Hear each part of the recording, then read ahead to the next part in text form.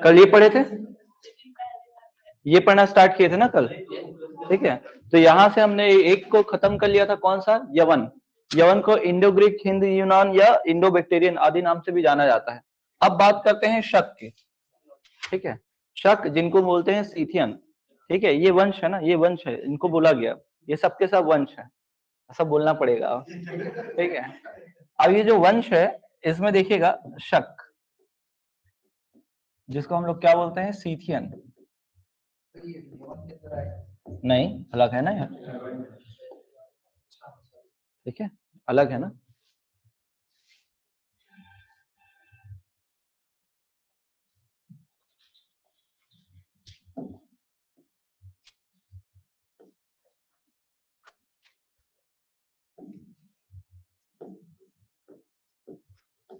यही शक है, कहां से आए थे, मध्य एशिया से आना हुआ था इनका। कहां से आना हुआ था, मध्य एशिया से, ठीक है। अब भारत में इनकी 5 शाखाएं स्थापित होंगी। कितनी शाखा, 5।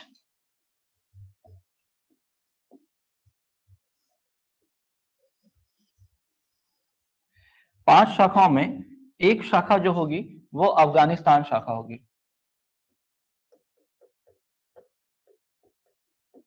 अफगानिस्तान शाखा। दूसरी शाखा जो होगी वो होगी पंजाब,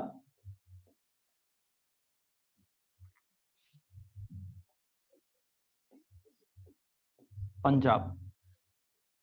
तीसरी शाखा जो आप पढ़ोगे वो पढ़ोगे मथुरा,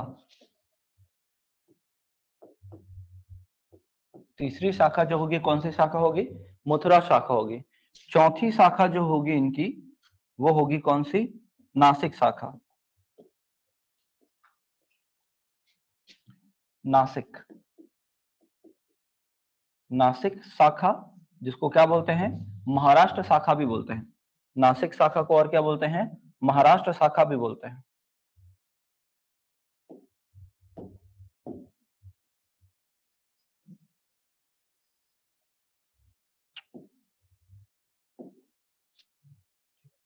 कौन सी शाखा, नासिक।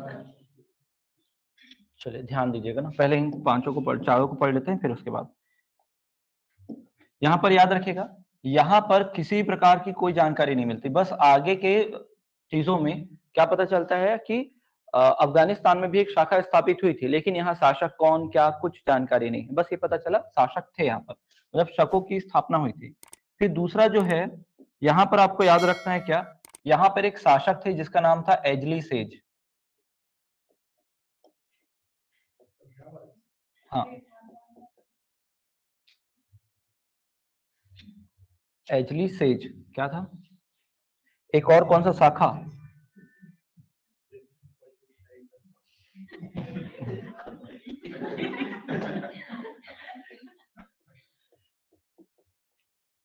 एजली सेज। अब एजली सेज जो शासक थे, इनके सिक्के इंपॉर्टेंट है आपके लिए, कि इनके जो सिक्कों में ना लक्ष्मी जी का चित्र बना हुआ था, सिक्कों पर माता लक्ष्मी का चित्र बना हुआ था। किनका चित्र बना हुआ था, माता लक्ष्मी का चित्र, इसलिए इंपॉर्टेंट है। इनके सिक्कों पर क्या बना हुआ था, माता लक्ष्मी का चित्र बना हुआ था, तो ये ध्यान देना आप।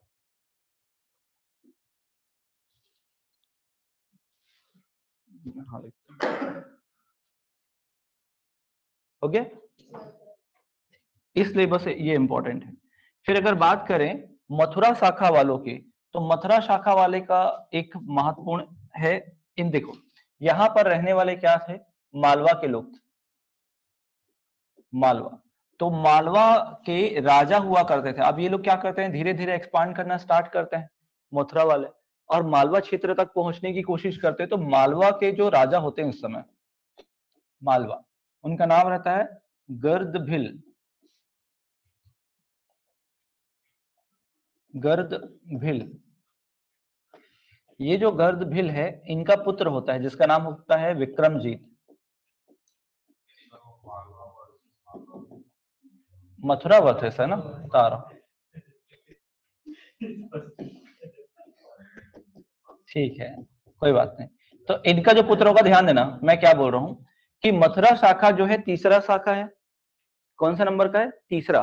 अब जैसे ही विदेशियों को अपने पास आता हुआ देखते हैं कौन, मालवा के जो स्थानीय राजा होते हैं गर्दभिल, उनका पुत्र कौन, विक्रमजीत, ये इनसे लड़ने की कोशिश करता है। और लड़ने की कोशिश के साथ साथ जो है, जो मथुरा शाखा को ये लोग क्या कर देते हैं, हरा देते हैं। मथुरा शाखा जो है हार जाएगा। अब ये हारेगा और ये लोग जीतेंगे, ठीक है, और पूरे जीत का श्रेय जो रहेगा किसका रहेगा, विक्रमजीत का रहेगा। तो विक्रमजीत यहाँ पर दो काम करेंगे। पहला, एक तो राजा बनेंगे तो तुरंत अपनी उपाधि लेंगे, और ये पहले व्यक्ति भारतीय इतिहास में जिन्होंने विक्रमादित्य की उपाधि ली।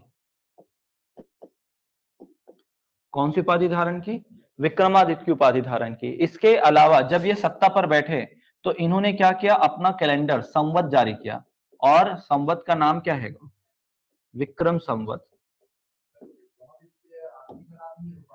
हाँ, विक्रम संवत।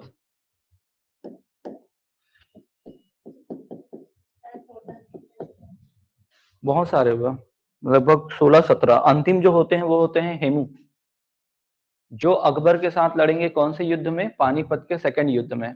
तो उनका नाम था हेमचंद विक्रमादित्य, ऐसा नाम था उनका, लेकिन उनको शॉर्ट में बोलते थे क्या, हेमू, है ना। हेमचंद्र विक्रमादित्य ऐसा पूरा नाम होता था, विक्रमजीत, लेकिन उनको विक्रमादित्य बोला जाता था, वो अंतिम थे। तो यहाँ पर ये जो डेट है आपको 58 और 57 दोनों याद रखना है। हाँ, ये वाला कैलेंडर यही स्टार्ट किया। अब देखो, मान लो आपको दोनों में से कोई एक ऑप्शन में है तो आपको तो वही टिक करना है, लेकिन अगर दोनों दे दिया गया है तो आप क्या टिक करना, 58 को टिक करना। वैसे हमारा जो भारतीय राष्ट्रीय कैलेंडर है, राष्ट्रीय कैलेंडर, वो कौन सा है, शक संवत है, ठीक है, लेकिन इसका भी प्रयोग हमने देखा है, विक्रम संवत का। कहाँ देखते हैं, चेंज कब किया था, वो तो हुआ ही नहीं कभी चेंज। ऐसा नहीं है ना कि चेंज हुआ है या हमने अपनाया है, ऐसा कुछ नहीं है। जब भारत आजाद होता है, गणतंत्र भारत बनता है 24 जनवरी 1950 को, तब क्या होता है, हम अपना राष्ट्रीय कैलेंडर किसको मान लेते हैं, शक संवत को मानते हैं, ठीक है। प्रस्तावना पहले बन चुका है, प्रस्तावना का निर्माण जो है पहले ही बन चुका है, 22 जनवरी 1947, ठीक है, जब प्रस्तावना को स्वीकार कर लिया जाता है। किसने प्रस्तुत किया था प्रस्तावना, नेहरू जी ने प्रस्तुत किया था ना। तो प्रस्तावना जो है मेरे ख्याल से सेकंड थर्ड मीटिंग में ही बोल दिया जाता है कि हमारा प्रस्तावना होगा करके, ठीक है। 9 दिसंबर 1946, 11 दिसंबर 1946, 13 दिसंबर 1946, इसी दौरान जो है प्रस्तावना पेश कर दिया जाता है, जनवरी में उसको पास कर दिया जाएगा। हाँ, ठीक है। तो यहाँ पर क्या है कि उस प्रस्तावना को जब आप पढ़ते हो तो वहां पर क्या लिखा हुआ है, विक्रम संवत, क्या लिखा है, विक्रम संवत विक्रमी, ठीक है, 2006 विक्रमी शुक्ल सप्तमी, ठीक है, ऐसा करके लिखा हुआ है, शुक्ल सप्तमी विक्रमी 2006, ऐसा लिखा हुआ है। तो 2006 कैसे, क्योंकि हमारा संविधान तो 1949 में लागू हुआ है। कब लागू हुआ है हमारा संविधान, मतलब बना कब है, पढ़ते हो ना, अधिनियमित, अंगीकृत और आत्मार्पित करते हैं, पढ़ते हैं ना, ठीक है। तो कब, 26 जनवरी 1949। तो अगर कायदे से देखा जाए तो उसमें से 1949 का डेट होना चाहिए, सिर्फ होना चाहिए ना, 1949, और लिखा भी है 26 नवंबर 1949, लेकिन एक साइड में ब्रैकेट में और लिखा हुआ है शुक्ल सप्तमी विक्रमी 2006 करके। तो वो 2006 कैसे बनता है, क्योंकि उस समय हमने ये नहीं बोला था कि हम शक संवत को फॉलो करेंगे। उस समय हमारे पास जो सही लगा, हमने वो कैलेंडर उठाया, सबसे पहले जो बना हुआ था वो कौन सा था, विक्रम संवत। तो विक्रम संवत में 57 ईसा पूर्व का उल्लेख किया गया है। अब अगर यहां से देख रहे हैं तो ये कितना होगा, 1949 वर्ष। लेकिन अगर यहां से आप देखोगे तो ये भी जुड़ेगा और ये भी जुड़ेगा, तो आप जोड़ के देखो 1949 और 57 को, तो ये हो जाएगा 6, ये हो जाएगा 0, ये हो जाएगा 0 और ये हो जाएगा। तो इस कारण वहां पर क्या लिखा है, 2006 विक्रमी, समझ में। तो अभी के लिए, अभी इसमें याद रखना है क्या, कि पहला जो था अफगानिस्तान, कोई जानकारी नहीं है। दूसरा है कौन सा, पंजाब शाखा, इसमें एजली से, जिसके सिक्कों पर क्या है, माता लक्ष्मी का चित्र बना हुआ है। फिर मालवा शाखा जो है वो वहां पर, सॉरी, मथुरा शाखा जो है उनकी लड़ाई होती है किनसे, मालवा के लोगों के साथ। अब मालवा के लोगों में गर्दभिल का पुत्र जो रहता है ये इनको हरा देता है, और दो काम करता है, अपनी उपाधि रखेगा विक्रमादित्य, और दूसरी का काम करता है ये, संवत रखता है। क्या रखता है, संवत, और संवत का नाम क्या होता है, विक्रम संवत। 58 और 57 दोनों लेता है, लेकिन अगर दोनों में से कोई एक दे तो वो आंसर, और दोनों दे दे तो आपको 58 लेना है, ध्यान रखना ना, दोनों दे दे 58। नासिक शाखा। नासिक शाखा में एक शासक हुआ करते थे जिनका नाम था नहपान। नहपान को हराया किसने? गौतमी पुत्र ने। गौतमी पुत्र सतकर्णी ने। ये हारते हैं, मतलब ये जीतेंगे, ये हारेंगे, और ये अपनी उपाधि रखते हैं कौन सी? पश्चिमपति की। पश्चिम की ओर बढ़ते हैं ना, नासिक की ओर, तो क्या रखेंगे? पश्चिमपति की उपाधि धारण करेंगे।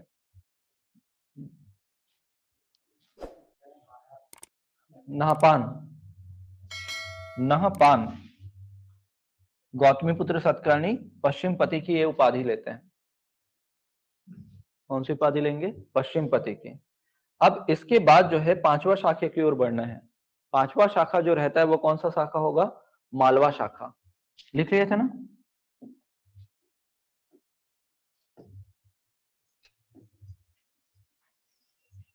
ठीक है, तो एक शाखा आपने पढ़ा अफगानिस्तान शाखा, एक शाखा पढ़ा कौन सा आपने? पंजाब शाखा, एक शाखा पढ़ा आपने मथुरा शाखा, ठीक है, और एक शाखा पढ़ा आपने नासिक शाखा। ठीक है, अब यहां पर आप पढ़ने वाले हो क्या? मालवा।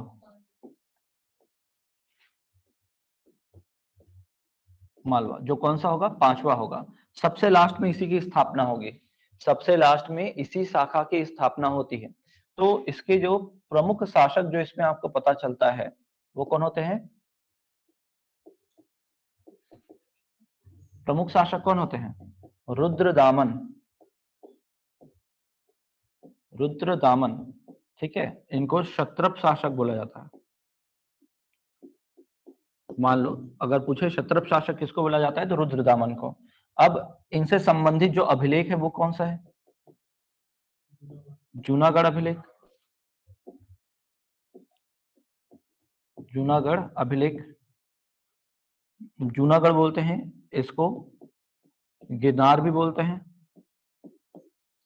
इसको, और क्या बोलते हैं? काठियावाड़ अभिलेख। अभिलेख तीन नामों से जाना जाता है। इसकी विशेषता मैंने बताई थी एक समय पे। क्या?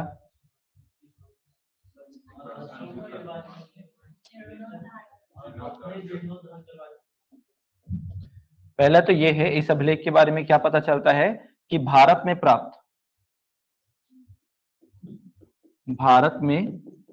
प्राप्त संस्कृत भाषा का सबसे प्राचीन और लंबा अभिलेख।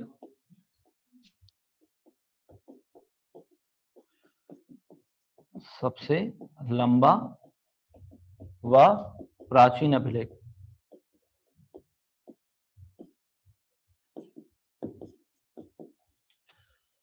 भारत में प्राप्त संस्कृत भाषा का सबसे लंबा व प्राचीन अभिलेख, ये बताए थे। इसमें क्या जानकारी मिलती है? दूसरा, सुदर्शन झील की जानकारी। तो सुदर्शन झील में मैंने सबके नाम लिखवा दिए थे ना, चार शासक के। हाँ,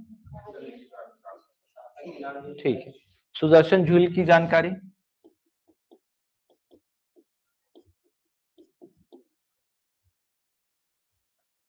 सुदर्शन झील की जानकारी।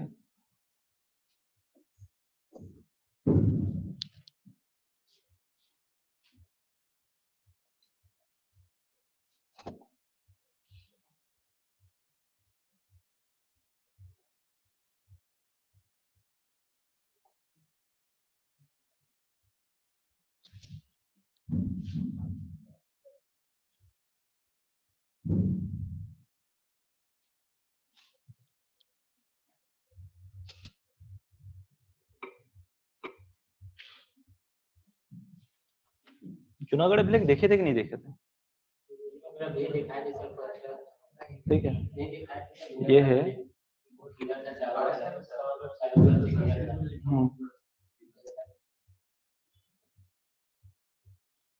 ठीक है, ये है ना, ये जूनागढ़ अभिलेख है।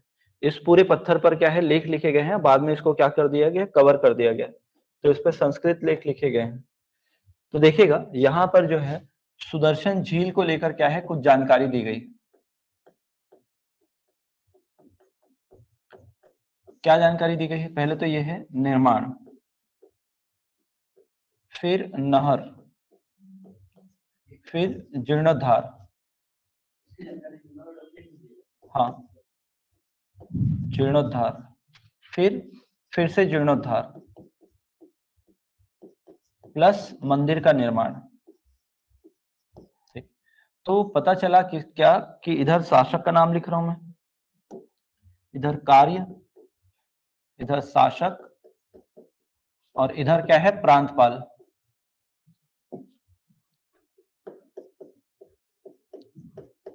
प्रांतपाल। तो यहां पर देखिएगा क्या क्या जानकारी है। यहां पर चंद्रगुप्त मौर्य, तो सुदर्शन झील का निर्माण किसने कराया था? चंद्रगुप्त मौर्य ने। चंद्रगुप्त मौर्य ने निर्माण कराया, और इस समय इसके जो प्रांतपाल थे वो थे पुष्यगुप्त। कौन थे? पुष्यगुप्त। फिर उसके बाद नहर का निर्माण कौन कराते हैं? अशोक करवाते हैं। तो अशोक के समय थे यहाँ पर तुषाश्प। फिर उसके बाद जीर्णोद्धार कराते हैं रुद्रदामन।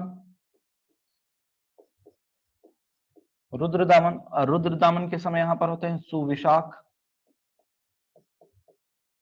कौन होते हैं? सुविशाख होते हैं। इसके बाद देखते हैं, है ना, जीर्णोद्धार, तो स्कंदगुप्त, और इस समय होते हैं चक्रपालित और पर्णदत्त, उनका बेटा चक्रपालित, और ये इसका पुत्र, ये दोनों मिलकर ये काम करवाएंगे। तो यहाँ पर जब स्कंदगुप्त इस मंदिर का जीर्णोद्धार, मतलब इस झील का जीर्णोद्धार कराएंगे, तो पास में ही क्या करते हैं, एक मंदिर का निर्माण कराएंगे, और वो मंदिर होगा विष्णु जी का मंदिर। विष्णु जी का मंदिर इसलिए इंपॉर्टेंट है क्योंकि इस मंदिर में पहली बार क्या किया गया था, देवी को स्थापित किया गया था, माता लक्ष्मी की मूर्ति भी स्थापित की गई थी। समझ में? तो माता लक्ष्मी की मूर्ति, मतलब गुप्त काल वो काल होगा जहां पर क्या किया जाएगा, देवताओं के साथ देवियों को भी बराबर स्थान दिया जाएगा। ठीक है, तो वो पहला समय होगा जब ये माना गया कि महिला और पुरुष को बराबरी का दर्जा दिया जाता था इस समय। समझ में? चक्रपालित और पर्णदत्त। हाँ, पर्णदत्त। तुषाश्प है, तुषाश्प। ओके,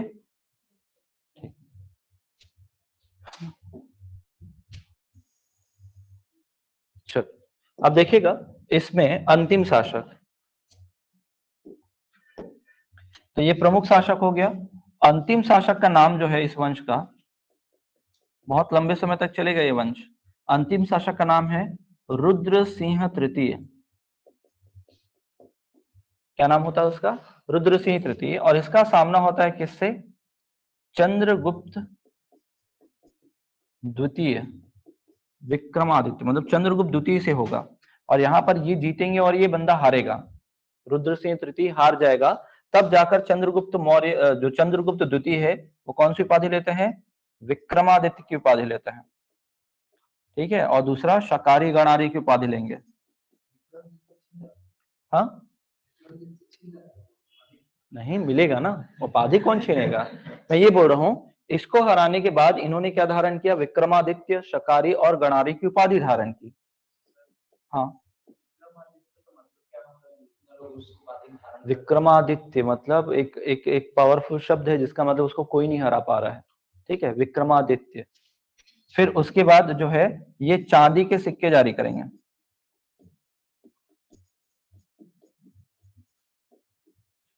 विक्रम का तब होता है विजय, जिसको कोई ना हरा रहा है। ठीक है, दो शब्द से मिलकर बना है विक्रम आदित्य। ठीक है, हाँ, शकारी और गणारी की उपाधि और चांदी के सिक्के, वो भी कौन से शैली के? व्याघ्र शैली के। व्याघ्र शैली का मतलब है उसमें शेर का चिन्ह बना होगा। ठीक है, बाघ, हाँ, जारी किए थे। तो ये चीज याद रखना, आगे जाकर रिपीट होगा ये, जब गुप्त काल पढ़ेंगे ना और चंद्रगुप्त द्वितीय पढ़ेंगे तो उसको इसको डील करेंगे आगे चलकर। ठीक है, व्याघ्र शैली, व्याघ्र मतलब वही बाघ, बाघ का क्या होगा? चित्र बना होगा इसमें।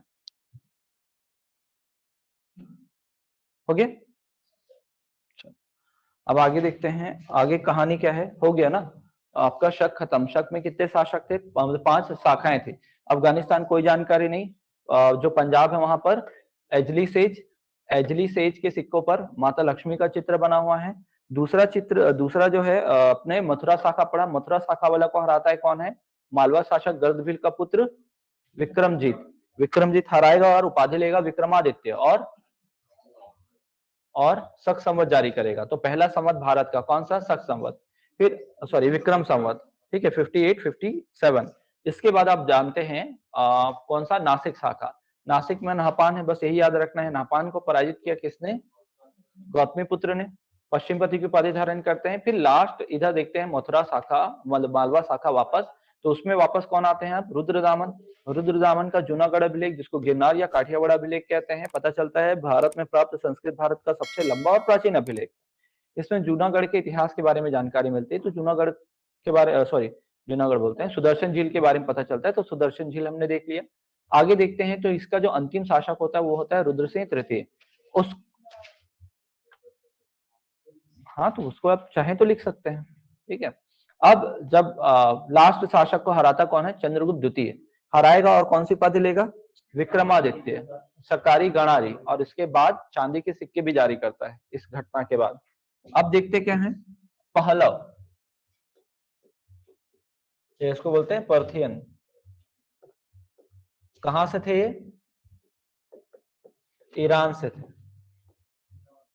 कहां से थे? ईरान से थे। संस्थापक माउस या माउस बोला गया, हाँ ठीक है, माउस या माउस। अब यहां पर देखना है, राजधानी हमेशा याद रखना क्या होता है? तक्षशिला। अगर मान लीजिए आप पढ़ रहे हैं और अचानक कोई विदेशी आया और प्राचीन भारत में, और राजधानी क्या है अगर दिमाग में आया, तो ज्यादातर चांसेस है कि वो क्या होगा? तक्षशिला होगा। फिर देखिएगा प्रमुख शासक, इसमें बस यही पढ़ना रहेगा। प्रमुख शासक जो है, इसका नाम ही अजीब है। इसका नाम है क्या? गोंदो फर्निस। गोंदो फर्निस, ठीक है। इसकी जानकारी आप देखो, इसका जो समय है ना 20 से 41 ईस्वी है। समझ, मतलब अब जो है जीरो पार हो चुका है। कहां पहुंच चुके हैं आप? ईसवी में, ठीक है। अब ईसवी में बात होगी। तो यहाँ पर जानकारी जो है, तख्त ए बही अभिलेख,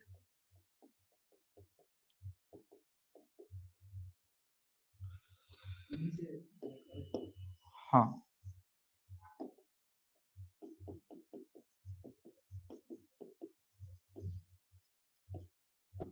अभिलेख, ये मिला कहाँ? पेशावर से, पेशावर से मिला है। अब इनके समय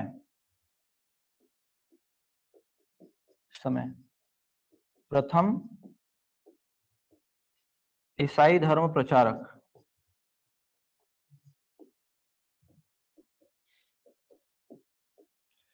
सेंट थॉमस का, थॉमस या कई जगह इनको टॉमस लिखा हुआ है, तो दोनों नाम लिख रहा हूं मैं, थॉमस का भारत आगमन हुआ।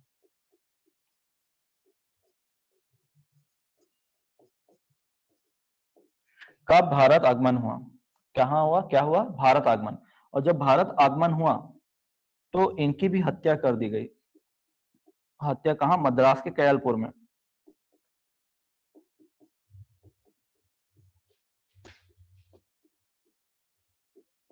किसकी हत्या हो रही है? तो सेंट थॉमस की हत्या हो रही है ना। किसकी हत्या की बात कर रहा हूं मैं? सेंट थॉमस की हत्या की बात कर रहा हूँ।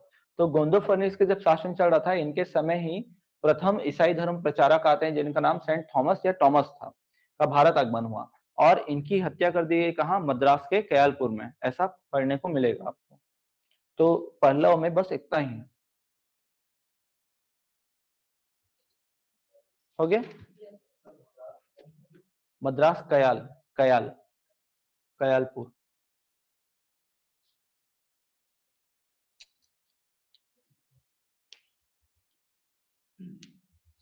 हो गया? तख्त ए बही, बही, अरे आगे बढ़े।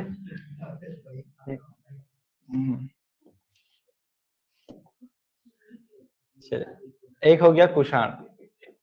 कुषाण को क्या बोला जाता था? यूची, तोचेरियन, तोखारी, इन नामों से जाना जाता है। ये लोग कहां से थे? चीन से थे।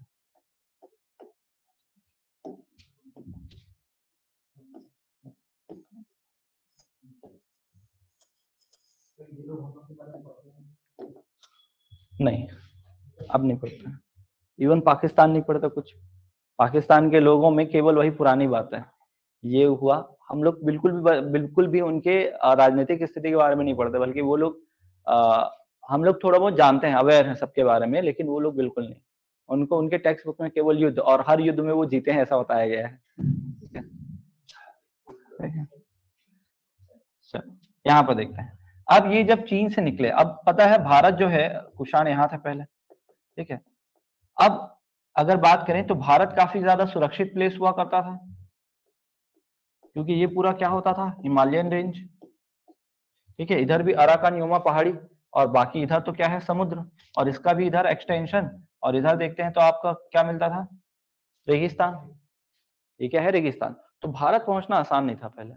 तो ये जो है, ये जो कुषाण है, ये कहाँ निकलते हैं? ये भारत, मतलब ये अपने किसी क्षेत्र की ओर चल रहे हैं, ये चाह रहे हैं कहीं पर जाकर शासन करना। तो यहाँ पर क्या होता है? यहाँ पर जो शासक होते हैं इस वंश के पहले, जिसका नाम रहता है कुजुल कड़फिसेस।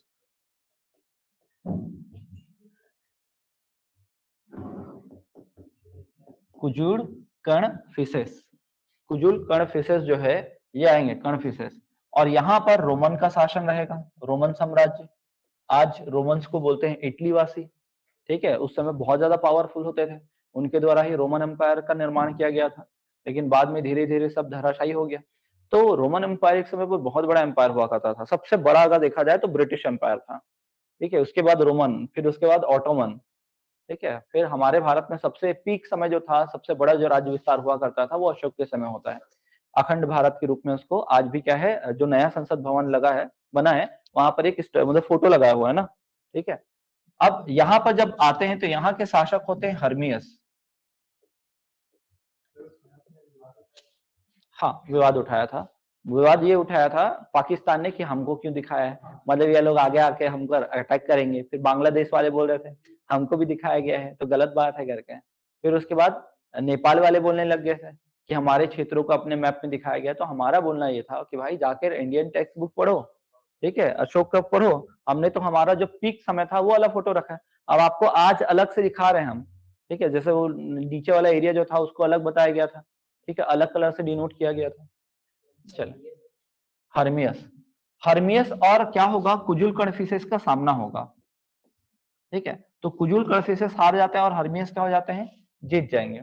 अब जाहिर सी बात है, कुजुल कड़फिसेस आगे बढ़ पाएगा क्या? नहीं। तो ये ईरान है ना,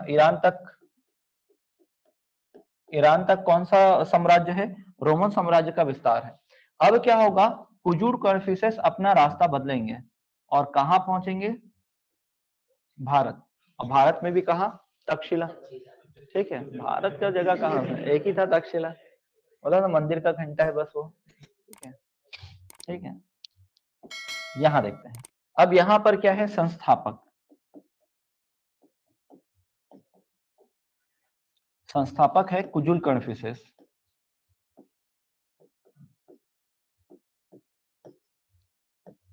कुजुल कड़फिसेस। अब कुजुल कड़फिसेस अपनी राजधानी, मतलब राज्य विस्तार देखते हैं। राज्य विस्तार, राज्य विस्तार जो रहेगा ईरान से लेकर झेलम नदी तट तक रहेगा।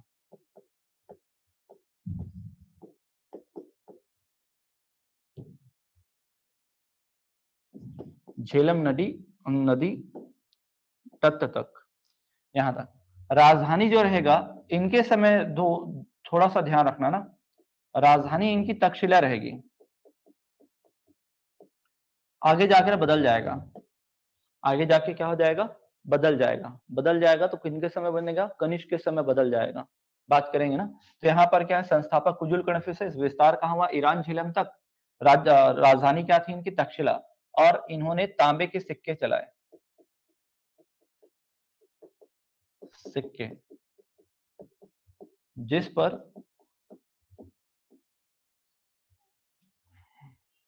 पर हार्मियस का चित्र बना था।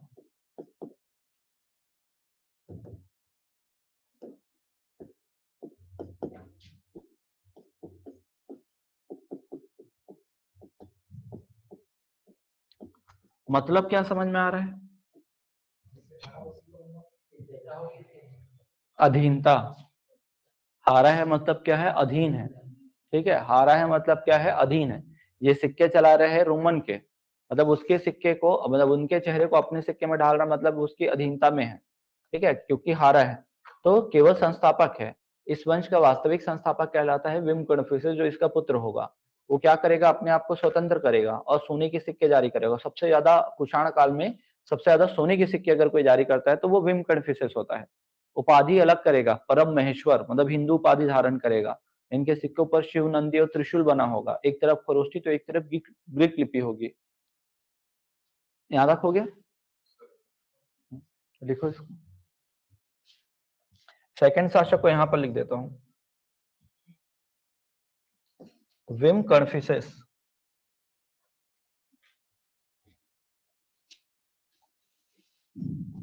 विम कन्फ्यूशियस, हाँ हर्मियस, विम कन्फ्यूशियस, या इनको बोलते हैं कन्फ्यूशियस द्वितीय,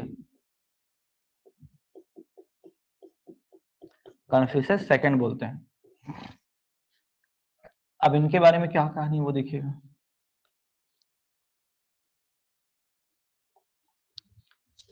कुषाण का वास्तविक संस्थापक, कुषाणों का वास्तविक संस्थापक,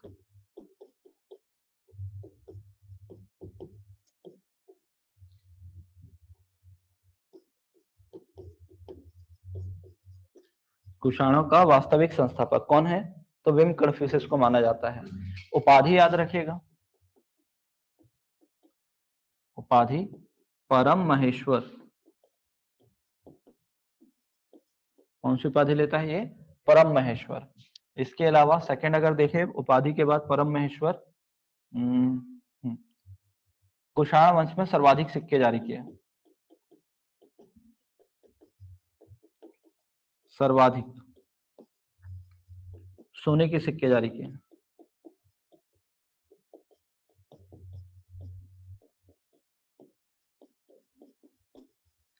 कुषाण वंश में सर्वाधिक क्या किए उन्होंने, सोने के सिक्के जारी किए, मतलब इससे ज्यादा सोने के सिक्के कुषाण वंश में किसी ने जारी नहीं किए।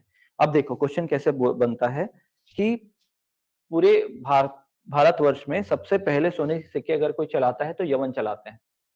कौन चलाते हैं, यवन, ठीक है। यवन भारतीयों से लेना देना था, मौर्यों के समय याद करो, तो उनसे प्रभावित होकर अशोक ने चलाए थे, ठीक है। स्वर्णपाद ऐसा करके आपने पढ़ा है, कर्षापण, पर्णधरण, ये सब पढ़ा था। तो सोने के सिक्के, सबसे पहले सोने के सिक्के चलाते हैं भारत में कौन, यवन।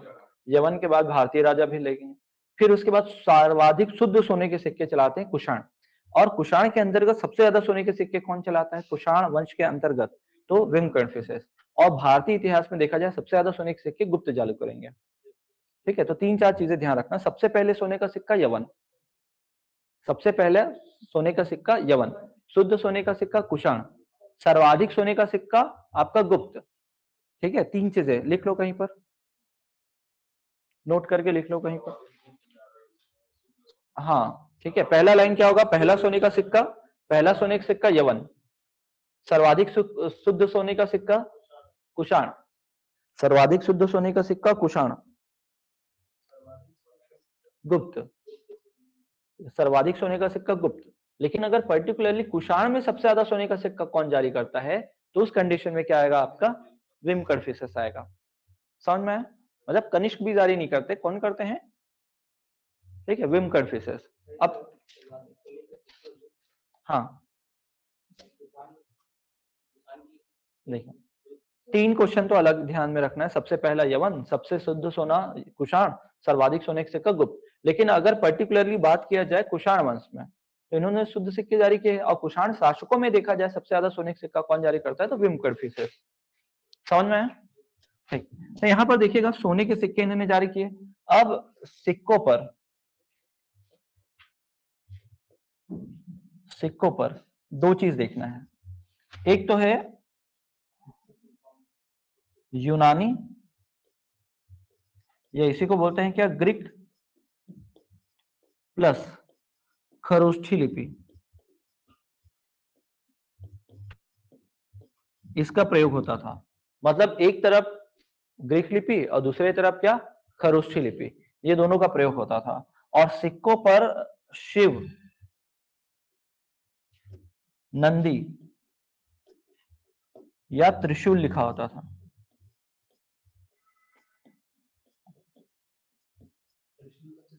हाँ, होता या बना होता था, लेकिन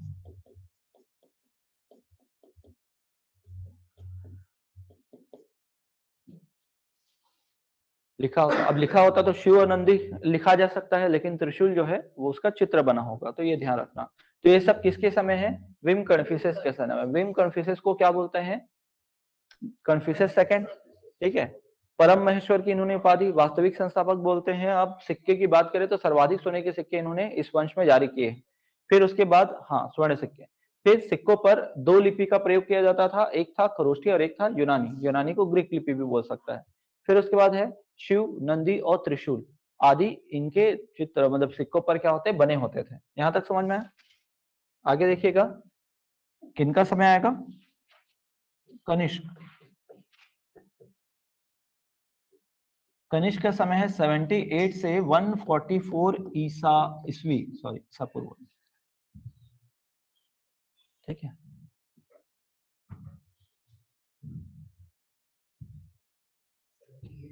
हाँ 78 से।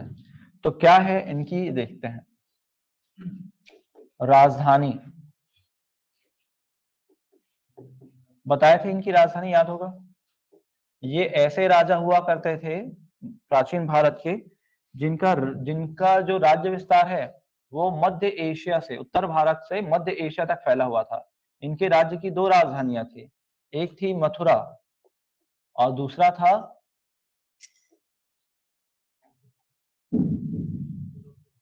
पुरुषपुर। पुरुषपुर जिसको आज क्या बोलते हो आप, पेशावर। आज उसका आधुनिक नाम क्या है, पेशावर। तो एक ध्यान रखना, मथुरा, और दूसरी राजधानी क्या है, पुरुषपुर। पुरुषपुर जिसको क्या बोलते हैं, पेशावर कहते हैं। संवत, संवत तो इन्होंने क्या किया था, 78 ईस्वी में शक संवत जारी किया था।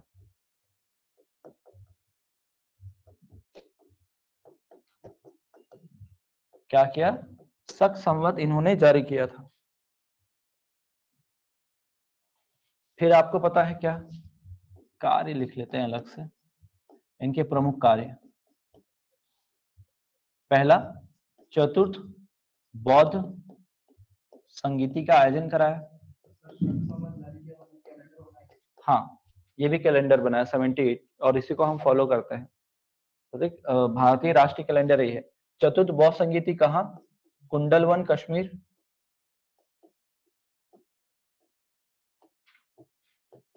कुंडलवन कश्मीर में, जिसके अध्यक्ष वसुमित्र होते हैं, अश्वघोष उपाध्यक्ष होते हैं, ठीक है। फिर कश्मीर में कनिष्कपुर की स्थापना की।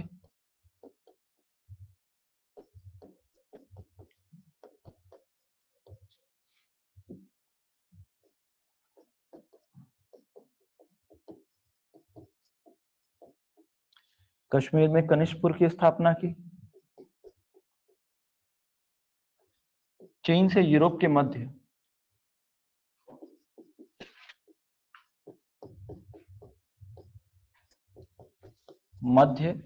बने रेशम मार्ग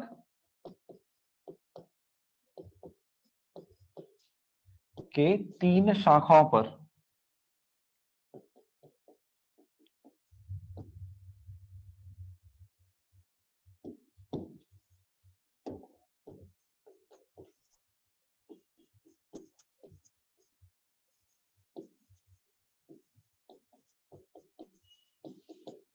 तीन शाखाओं पर क्या था, इनका अधिकार था। तो चीन उस समय क्या था, रेशम बनाने के लिए फेमस था। आज भी अगर रेशम अच्छे क्वालिटी का अगर बनता है तो कहाँ बनता है, चीन में ही बनता है। ठीक है, तो यहाँ से क्या होता था, चीन से रास्ता होकर जाया करता था कहाँ, यूरोप। तो इसके तीन जो क्षेत्र थे उन पर क्या किया था इन्होंने, टैक्स लगा रखा था, मतलब अधिकार कर लिया था कि यहाँ से गुजरोगे तो आपको टैक्स देना पड़ेगा। तो ये टैक्स इतना ज्यादा होता था कि बहुत फायदा होता था किसको, कनिष्क को। तो एक समय पर क्या होता है, इनका संघर्ष भी होता है। इनका संघर्ष होता है कनिष्क का। कनिष्क कनिष्क का संघर्ष होता है चीनी राजा से, जिसका नाम रहता है पांचाओ। नाम अच्छा है, ठीक है। तो यहाँ कहा चीनी राजा है ना ये, और चीनी राजा हरा देते हैं किसको, कनिष्क को। ये भी याद रखिएगा। हाँ, पांचाओ, ठीक, पांचाओ। तो ये जो पांचाओ हैं जीत जाते हैं, तो ये चीज याद रखिएगा ना। हो गया। अब ये कनिष्क जो है किस धर्म को ज्यादा संरक्षण देते हैं, बौद्ध धर्म। और बौद्ध धर्म की कौन से शाखा को, हीनयान, महायान। जो इनके लिए आसान होगा, महायान। महायान ना, जो आसान होगा राजा उसी को फॉलो करेंगे। तो कौन सा, महायान शाखा की स्थापना होगी। कौन सी शाखा की स्थापना होगी, महायान शाखा की स्थापना होगी, मतलब महायान शाखा को फॉलो करेंगे। यहाँ तक समझ में आया, ठीक है। प्लस इनके विद्वान, आपके दरबारी विद्वान कौन कौन थे, याद करो। 6 नाम लिखवाए थे, है ना। यहाँ पर कौन थे, और दक्षिण भारत में गौतमी पुत्र थे। जब उत्तर भारत में इनका शासन चल रहा था तो दक्षिण भारत में कौन थे, गौतमी पुत्र सतकर्णी थे। तो इनके दरबारी विद्वान कौन थे, वसुमित्र, अश्वघोष। तो ये मगध से प्राप्त किया था ना इनको। जब मगध अभियान किए रहते हैं कौन, कनिष्क, तो मगध से ये विद्वान को लाए रहते हैं कौन, अश्वघोष को, कनिष्क। फिर अश्वघोष, अश्वघोष के बाद है नागार्जुन, नागार्जुन। फिर है पार्श्व, पार्श्व के कहने पर बौद्ध संगीति बनाए, बौद्ध संगीति का आयोजन किया था ना।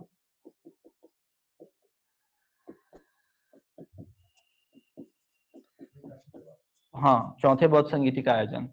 फिर है आपने पढ़ा था चरक, चरक संहिता आयुर्वेद पर आधारित, और एक है मंथर कूटनीतज्ञ। ठीक है, तो ये जो ऊपर के 4 हैं ये सबके सब बौद्ध विद्वान हैं, सबके सब क्या है, बौद्ध विद्वान। इन सब की रचनाएं लिखनी अगर आपको मिल जाए तो कल इसको आगे कंप्लीट करेंगे। ठीक है, मंथर, मंथर एक कूटनीतज्ञ और क्या थे, राजनीतिज्ञ थे।